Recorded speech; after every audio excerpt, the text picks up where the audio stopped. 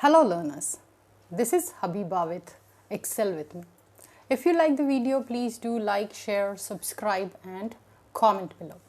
Let's start today's class, that is research in education, with the subtopic variables, types of variables.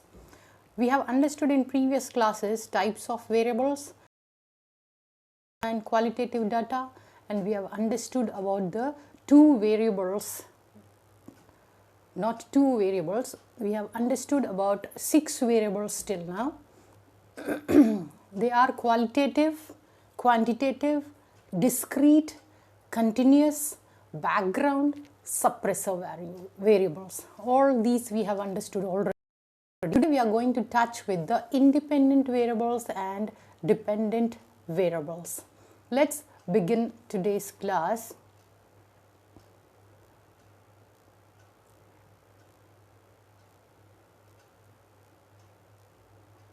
Dependent and independent variables. In many research settings, there are two specific classes of variables that need to be distinguished from one another: independent and dependent variable. Whenever we take any research problem, we have to define in our problem what are our specified variables, what are the independent variables and what are the dependent variables. Many research studies are aimed at unrevealing and understanding the causes of underlying phenomena or problems, with the ultimate goal of establishing a causal relationship between them. Not many researchers, but some studies do require such kind, so they aim at unrevealing and understanding what are the variables by cause and effect relationship. Now look at the following statements. Low intake of food causes underweight. Smoking enhances the risk of lung cancer. Level of education influences job satisfaction. Advertisement helps in sales promotion. The drug causes the improvement of a health problem. Nursing intervention causes more rapid recovery. Previous job experiences determine the initial salary. Blueberries slow down aging. The dividend per share determines share prices. So all these statements, if we see in each of the above queries, we have two variables, one independent and one dependent.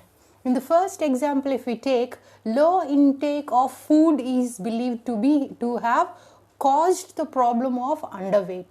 So what happens is here, it is thus the so-called independent variable underweight is the dependent variable, because we believe that this problem, the problem of underweight, has been caused by the low intake of food, which is the main factor. So which is the main factor, that will be a independent variable. Because of the main factor, whatever effect, that will become the dependent variable. So low intake is the main factor, because of which what will be the effect? Underweight. So this is the example of independent and dependent variable. Similarly, smoking, dividend and advertisement all are independent variables, because if we advertise, what will be the effect? Sales will increase. And let's see here, lung cancer. Smoking, if any person is smoking, what happens? Already it will be written that it is dangerous to health, injurious to health. Even then, if people are smoking, then what will be the effect of that cause? Smoking, that is lung cancer. If job satisfaction and sales, dividend sales are dependent, dividend is a independent variable here, and all these lung cancer, job satisfaction and sales, if advertisement is very well done, what will happen? Sales will increase. So this is the dependent variable. In general, an independent variable is manipulated by the experimenter or researcher, and its effects on the dependent variable are measured. Now let's start with understanding independent variable. Specifically, the variable that is used to describe or measure the factor that is assumed to cause or at least to influence the problem or outcome is called an independent variable. The definition implies that the experimenter uses the independent variable to describe or explain an influence or effect of it on the dependent variable. Now, variability in the dependent variable is presumed to depend on variability in the independent variable. Depending on the context, an independent variable is sometimes called a predictor variable because we are predicting. This could be the dependent variable. Then regressor, then controlled variable, we can control whichever dependent variable we want, we can take. Manipulate, we can manipulate also, manipulated variable. Explanatory variable, it is explaining the effect of that cause, that's why it can be explanatory variable. Exposure variable, risk factor, feature, learning or input variable, all are the names of the dependent variable. The explanatory variable is preferred by some authors over the independent variable when the quantities treated as independent variables may not be statistically independent or independently manipulable by the researcher. If the independent variable is referred to as an explanatory variable, then the term response variable is preferred by some authors for the dependent variable. Now let's see what could be the levels of an independent variable. If an experimenter compares an experimental treatment with a control treatment, then the independent variable is a type of treatment will have two levels, that is experimental and control.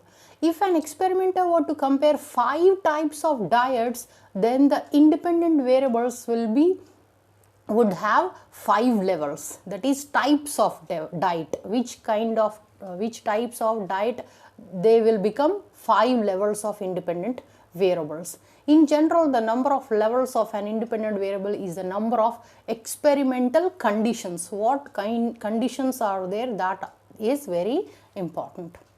Now let's see the dependent variables. The variable that is used to describe or measure the problem or outcome under study is called a dependent variable. Already we understood if any cause is there, definitely there will be some effect.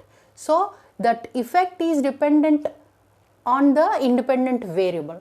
In a causal relationship, the cause is the independent variable and the effect is the dependent variable. If we hypothesize that the smoking causes lung cancer, smoking is the independent variable and cancer the dependent variable. A business researcher may find it useful to include the dividend in determining the share prices. Here dividend is the independent variable while the share price is the dependent variable. Now the dependent variable usually is the variable the researcher is interested in understanding, explaining or predicting. Obviously we take one independent variable, but dependent variable are very important where we study about that very detailedly. If I am taking emotional intelligence, if any effect is there on the academic achievement of the students, what will happen? Academic achievement is very important. I am going to have some tools related to academic achievement and emotional intelligence and I will test them. In a study to determine whether how long a student sleeps affects test scores, here is the best example. In education, the independent variable is the length of the time spent sleeping while the dependent variable is the test score. Obviously, if time period is too longer, what will happen? The studies will be very less and the test scores also will be low. So, test scores are dependent on the sleep. So, the effect, if we can see, sleep affects test scores. So, the independent variable is the length of the time spent sleeping when the dependent variable is the test score. Depending on the context, a dependent variable is sometimes called a response variable, regressant, predicted variable, measured variable, explained variable, experimental variable, responding variable, outcome variable, output variable or label.